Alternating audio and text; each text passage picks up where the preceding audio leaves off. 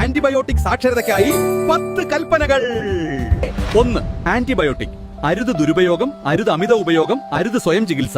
Antibiotic ഉപയോഗം ഡോക്ടറുടെ നിർദ്ദേശപ്രകാരം മാത്രം. 2.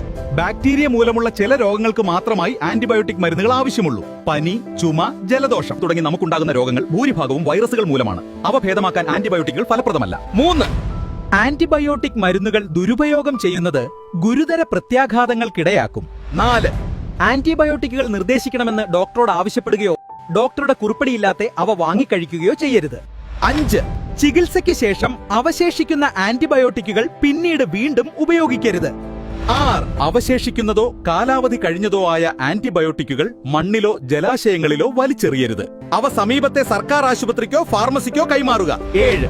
ഡോക്ടർ നിർദ്ദേശിച്ച ആന്റിബയോട്ടിക് മരുന്നുകൾ പൂർണ്ണമായും കൃത്യമായും കഴിക്കുക. രോഗലക്ഷണങ്ങൾ കുറഞ്ഞു എന്ന കാരണത്താൽ അവ ഇടക്ക വെച്ച് നിർത്തരുത്. 8. ഡോക്ടർ നിങ്ങൾക്ക് നിർദ്ദേശിച്ച ആന്റിബയോട്ടിക് മരുന്നുകൾ മറ്റുള്ളവരുമായി പങ്കുവെക്കരുത്.